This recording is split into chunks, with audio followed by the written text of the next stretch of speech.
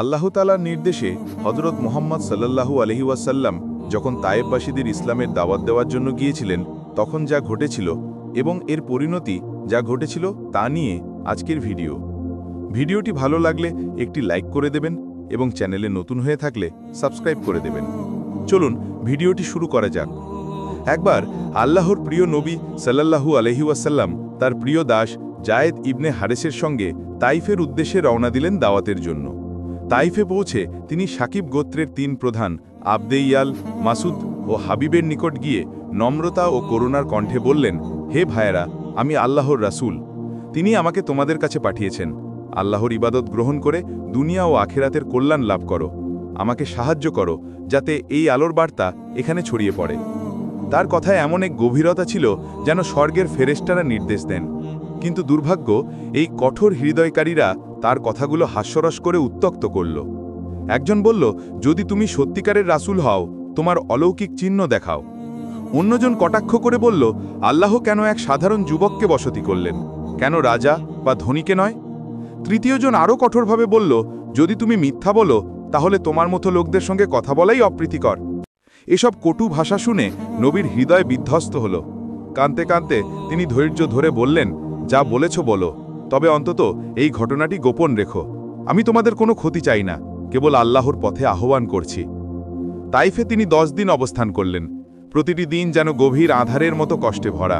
গোত্রনেতা ও সমাজের প্রভাবশালী ব্যক্তিদের কাছে তিনি একের পর এক মধুর আহ্বান জানালেন, কিন্তু প্রত্যেকেই ফিরিয়ে দিল, চলে যাও, তোমার ধর্ম মেনে নেব না, তুমি আমাদের ঐতিহ্য নষ্ট করছো। অবশেষে তারা কথাই থামল না। বালক ও দুর্বৃত্তদের উস্কানি দিয়ে রাসূলের পিছু নিল। পথ জুড়ে তারা চিৎকার করে গালাগালি আর পাথর নিক্ষেপ করতে লাগল। পাথর লাগায় নবীর পা রক্তরঞ্জিত হয়ে গেল, তার জুতায় রক্ত ভরে উঠল। হযরত জায়েদ ইবনে হারেসা ঢালের মতো সাড়া দিলেন, নিজেও আঘাত পেয়েও নবীকে রক্ষা করলেন। এই নিষ্ঠুরতা দেখে গগন যেন কাঁদতে মারল। অবশেষে তারা নবীকে তাইফ থেকে 3 মাইল দূরে রাবিয়াদের পুত্রদের বাগানে ঠেলে দিল এবং ফিরে গেল। বাগানে এসে রাসূল এক দেওয়ালের কাছে আঙ্গুর গাছের ছায়ায় বসে পড়েন, শরীর ক্লান্ত, হৃদয় বেদনায় ভরা। কিছুক্ষণের নীরবতার পর তিনি সশব্দে দোয়াই ইস্তেগফার শুরু করলেন, সেই প্রখ্যাত মুস্তাদাফিন দোয়া, হে দয়ালু, আমি তোমার নিকট আমার দুর্বলতা ও অসহায়তার অভিযোগ করি। তুমি দারিদ্র নির্দিষ্টদের রক্ষক, আমারও রক্ষক হও। আমাকে যেভাবেই দিল তাতেই তোরই সন্তুষ্টি থাকুক। তোর ক্ষমা ও রহমত আমার আশ্রয়। তার কণ্ঠে প্রতিটি শব্দ হৃদয়ের গভীর থেকে উঠে আসছিল, চোখে অশ্রু ঝরছিল। এ দৃশ্য দেখে রাবিয়াদের পুত্ররা মর্মাহত হয়ে তাদের খ্রিস্টান কৃষদাস আদাসকে একটি আঙ্গুরের থোকা নিয়ে পাঠালো। এই লোকটিকে নিয়ে এসো, তার অবস্থাই আমাদের কাদায়। আদাস এসে আঙ্গুরটি নবীর হাতে দিলেন। নবী বিসমিল্লাহ বলে খেতে শুরু করলেন। আদাস আশ্চর্য হয়ে বলল, এখানে খাওয়ার সময় এভাবে বলা হয় না। দীর্ঘ নিঃশ্বাসে নবী জিজ্ঞেস করলেন, তুমি কোথা থেকে এসেছো? আদাস বলল, নিনভা, আমি খ্রিস্টান। নবী বললেন, তুমি হযরত ইউনুসের অঞ্চলের মানুষ। ইউনুস আমার ভাই, তিনি নবী ছিলেন, আমিও নবী।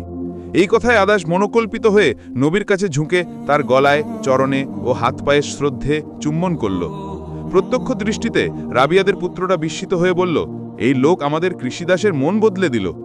বিশ্রামের পর নবী বাগান ত্যাগ করে মক্কার পথে ফেরার সময় মানায়েলে হযরত জিবরিল আলাইহিস সালামের আগমন ঘটল, সাথে পাহাড়ের ফেরেশতারা। তারা বললেন, হে আল্লাহর রাসূল, যদি আপনি বলেন আমরা তায়েফবাসীর ওপর 2 পাহাড় চাপিয়ে দেব। কিন্তু রাসূল উত্তরে বললেন, না, যদি তাদের মুছে ফেলি তো কে আমার কাছে ঈমান আনবে? আমি আশা রাখি তাদের বংশধরদের মধ্যেই এমন লোক জন্মাবে যারা শুধুই আল্লাহর ইবাদত করবে। ফেরেশতারা বিস্মিত হয়ে গেল। একসময় ওমর নাঙ্গা তরবারি হাতে বেরিয়ে নবীকে হত্যা করতে যেতেন। পথেই নোয়াইম বিন আবদুল্লাহ তাকে থামিয়ে বলল, তোমার নিজের বোন ও ভগ্নিপতি ইতিমধ্যে ইসলাম গ্রহণ করেছে, তাদের কথাও ভেবে দেখো। ক্রুদ্ধ ওমর তাদের কাছে গিয়ে বোন ও ভগ্নিপতিকে দেখে লজ্জিত হয়ে পড়েন। ঘরের কোণে লুকিয়ে থাকা খাব্বাব শুনে পরের সময় ওমরের বোন ফাতেমা সাহাবী সাহসিকতার সঙ্গে ঘরের কিতাব পাণ্ডুলিপি রক্ষা করে বললেন, যদি এখানে সত্য থাকে আমি ঘোষণা করি আল্লাহ ব্যতীত কেউ ইলাহ নেই এবং মুহাম্মদ আল্লাহর রাসূল। ওমরের অনুতাপে মন নরম হয়ে ওঠে। তিনি গোসল করে কোরআনের পবিত্র আয়াত পড়তে লাগলেন এবং সূরা তহার প্রথম আয়াত পর্যন্ত এসে গভীর প্রশান্তি অনুভব করেন। এরপর তিনি রাসূলের কাছে গিয়ে ঈমান নেন। সাহাবীগণ এত উচ্চস্বরে তাকবীর উচ্চারণ করেন যে দূরের মসজিদুল হারামে শোনা গেল। ওমরের ইসলাম মুশরিক সমাজে এক নতুন বিপ্লবের সূচনা করে। যারা তাকে দমন করতে চেয়েছিল তারা হতচকিত হয়ে পড়ল। আর মুসলিম উম্মত আনন্দ ও শক্তিতে ভরপুর হল। এভাবেই আল্লাহর রহমত নতুন অধ্যায় শুরু করে।